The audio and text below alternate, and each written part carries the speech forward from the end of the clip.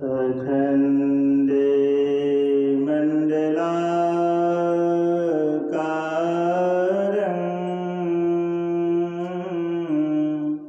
व्याप्तमयेन चराचरं तत्पदं दर्शितं येन तस्मै श्री गुरवे नमः। परम गुरवे नमः। परात्पर गुरवे नमः। परमात्मा गुरवे नमः। आत्मा गुरवे नमः। आदि गुरुदेव अनादि गुरुदेव अनंत गुरुदेव अखिल गुरुदेव शरण गुरुदेव शरण गुरुदेव श्री गुरु महाराज चरणारविंद नमो नमस्ते। मंच विराजित पूज्य बाबा गण के चरण कमलों में कोटिशः नमन। उपस्थित साधक वृंद, सत्संग प्रेमियों, आदरणीय माताओं तथा भक्तिमती बहनों, आप सबों के चरणों में प्रणाम। श्री सद्गुरु महाराज की जय। छठ पर्व हिंदुओं का एक महान पर्व है। यह पर्व कार्तिक मास के शुक्ल पक्ष पंचमी को प्रारंभ होता है और लगातार 3 दिनों तक चलता है। जिस प्रकार होली, दीपावली, दुर्गा पूजा हिंदुओं का महान पर्व है, छठ पर्व भी एक महान पर्व माना जाता है। होली पर्व उत्साह, उमंग और रंग का प्रतीक है। दुर्गा पूजा विजय का प्रतीक है। दीपावली मंगल और दीप का प्रतीक है और छठ पर्व को संध्या अर्घ्य का प्रतीक माना जाता है। इसमें संध्या अर्थात दिन की समाप्ति होने वाली है, रात का आगमन होने वाला है, सूर्य अस्त होने वाला है, उस समय अर्घ्य दिया जाता है, संध्या वंदन की जाती है।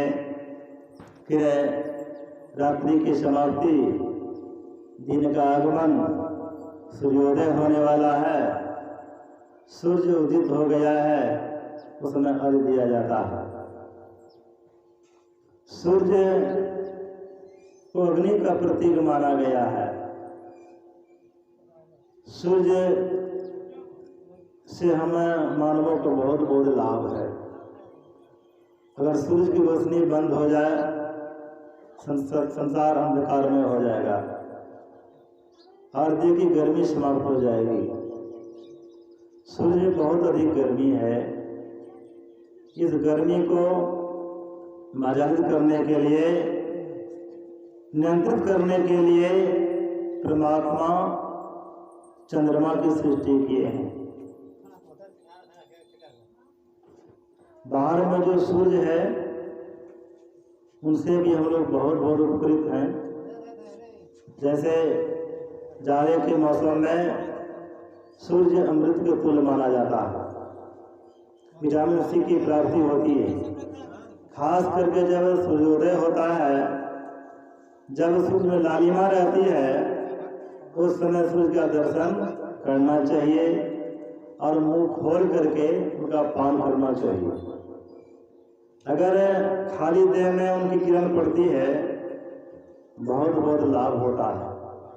सूर्योदय के समय और सूर्यास्त के समय कि रोशनी जब देह में पड़ती है बहुत लाभ होता है, देह में एनर्जी मिलती है।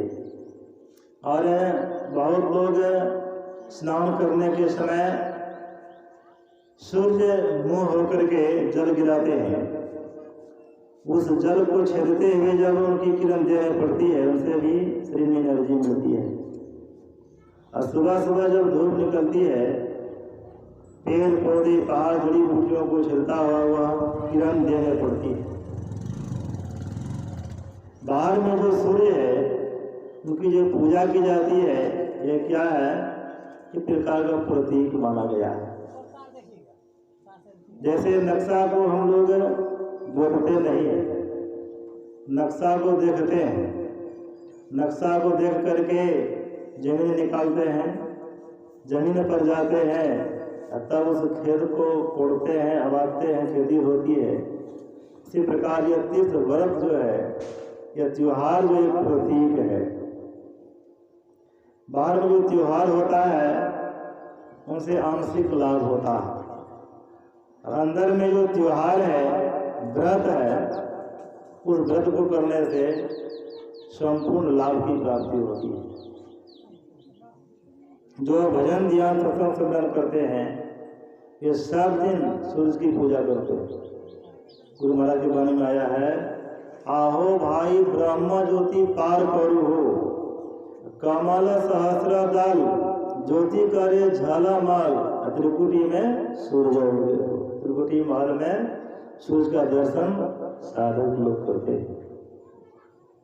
और सूर्य मंडल से भी ऊपर उठने की बात गुरु महाराज कही, वो कैसे होगा, साधना पद्धति के द्वारा होगा। जो सत्संग भजन करते हैं सब दिन संध्या वंदन करते हैं। अभी लोग सुन रहे थे, गंग जमुन सरस्वती संगम पर संध्या करो नित भाई। यह संध्या नित करने की चीज है। दृष्टि युगल कर अंगुल द्वादश पर, दृढ़ धरु ठहराई, प्राण स्पंदन बंद हो जाई मनोत्रय चंचलाई। सुन रहे थे ना, संध्या वंदन क्या है, बाया की बाई धार दाया की दाई धार, दोनों धारों को जोड़ कर ध्यान किया जाता है, वही संध्या वंदन है। और वही गंगा जमुना सरस्वती मिला पुंगला बीच में सुषुम्ना नाड़ी है और सरस्वती की धारा है, उसी में डुबकी लगाना, सुषुम्ना का ध्यान करना। जो भजन ध्यान करते हैं सब दिन उनकी पूजा होती है। अब कौन कौन देवी देवता का पूजा होता है, देवी देव समत पुराण ब्रह्म परम प्रभु, गुरु में करे निवास कद है संत सबू। अरे हम लोग स्तुति विनती जब करते हैं उसमें आता है कि नहीं, परम प्रजन शक्ति वही, शिव शंकर हर नाम वही, राम नाम है गुण वही, अगम पूर्ण काम वही।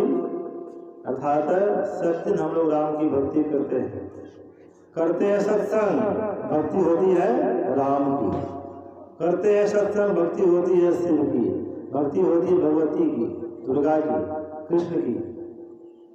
हरे कृष्ण नाम वही, ओम ओम सतनाम वही, मैं ही नाम है, गुरु का नाम वही, परमात्मा के अनेक नाम में गुरु भी एक नाम है। इसलिए हम लोग सब दिन पूजा करते हैं। और पूजा की पद्धति नियम कायदे के तहत जो की जाती है, जैसे कि सुन रहे थे, ध्यान योग का 7वां अंग है। इनके पहले है यम, नियम, आसन, प्राणायाम, प्रत्याहार, धारणा, ध्यान, तब अंत में समाधि। जब तक हम लोग यम और नियम का पालन नहीं करेंगे आसन की सिद्धि नहीं हो पाएगी।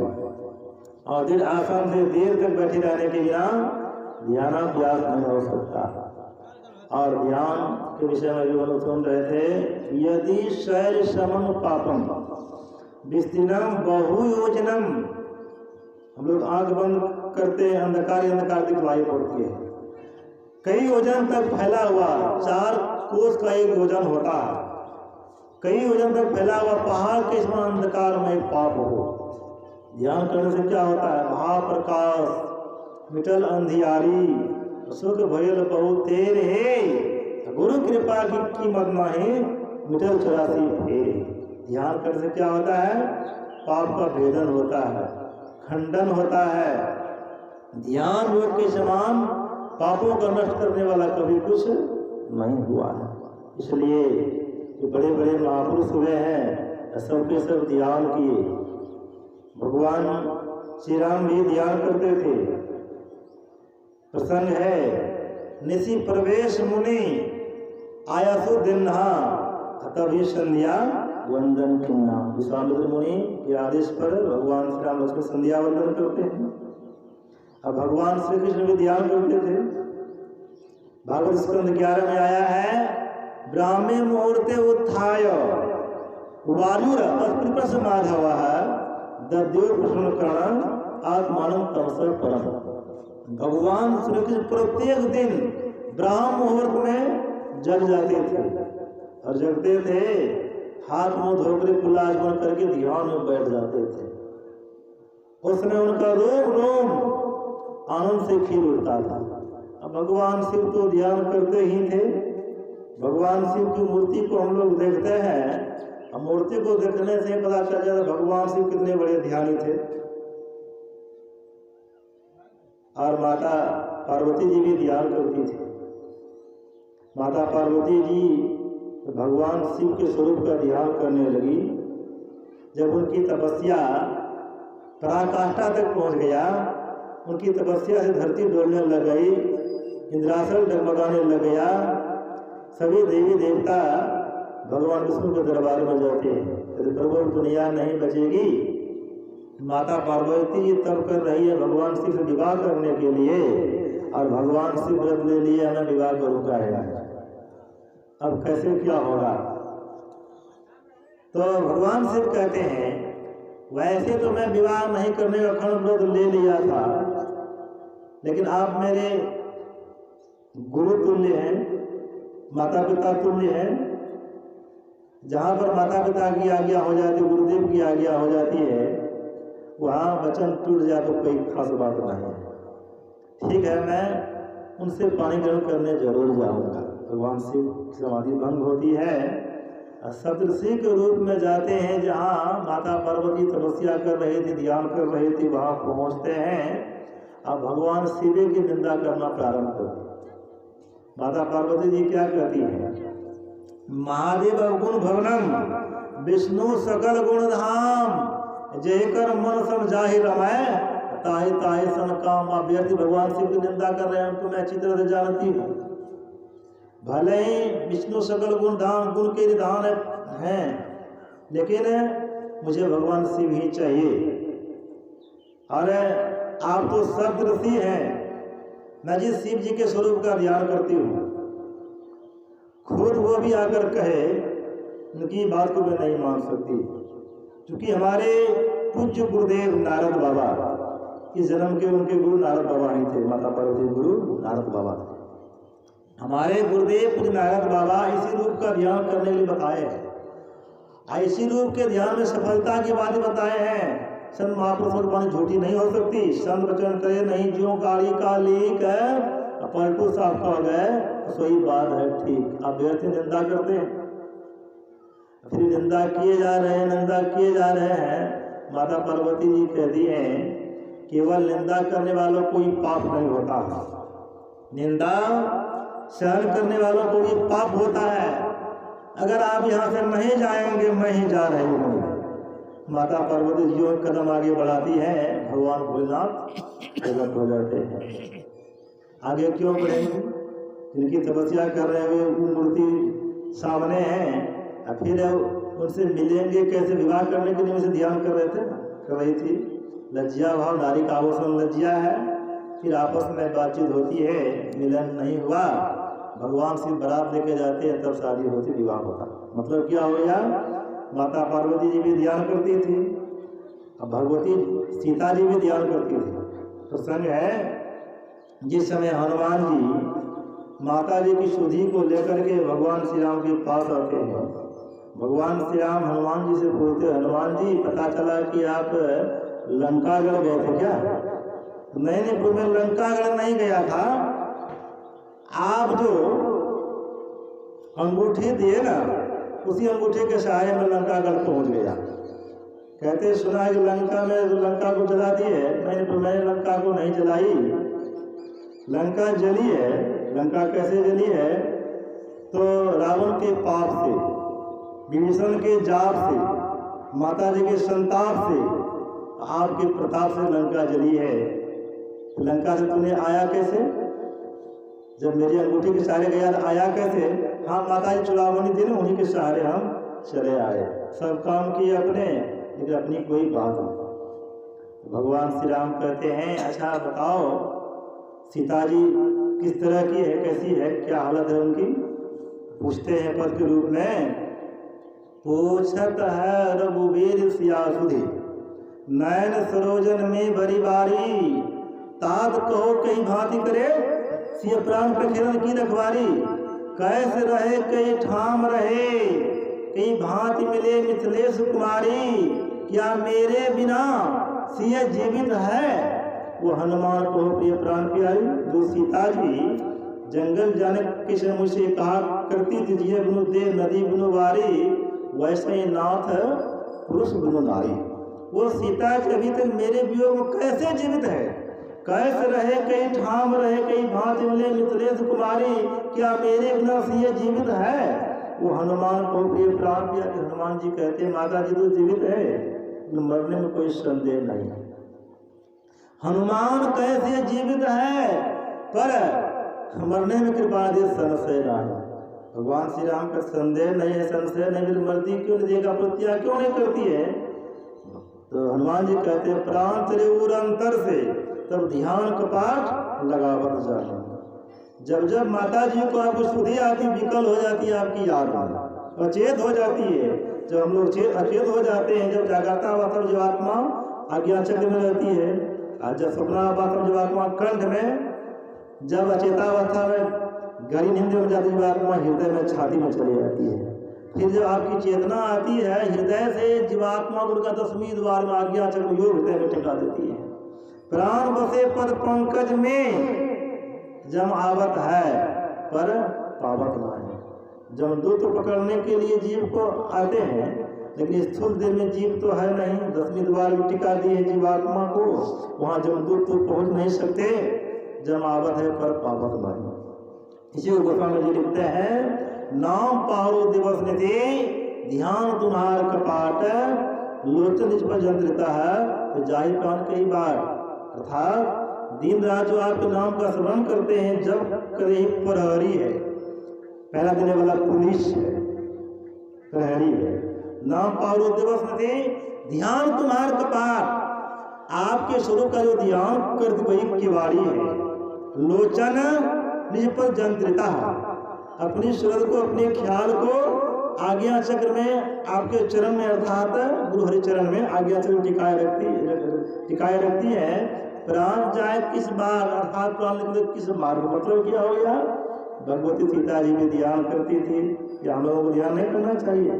सहज गायत्री ध्यान सुन लेते, दुनियात्मक गायत्री ध्यान, तो ध्यान करते हैं, वह गायत्री मंत्र अर्थात गायत्री मंत्र का पालन करते हैं। गायत्री में जो है ओम जो है वही मेरे मूल मंत्र है, बाकी जो उनका सूचक है, उस ओम का चिंतन जो गुरुयुक्ति के द्वारा करते हैं, वे सब दिन संध्या वंदन करते हैं। सब दिन का छठ होता है, छठ का मतलब छठा चक्र से नीचे जो 6 चक्र है, उस चक्र से ऊपर उठ करके जो नीचे को ख्याल को लगाते हैं, वही छठ पर्व करना हुआ। और छठ पर्व जो है वो सूर्य का प्रतीक है, और सूर्य का दर्शन कब होगा? जब हम लोग पूर्वक ध्यान करेंगे तब उस सूर्य का दर्शन होगा।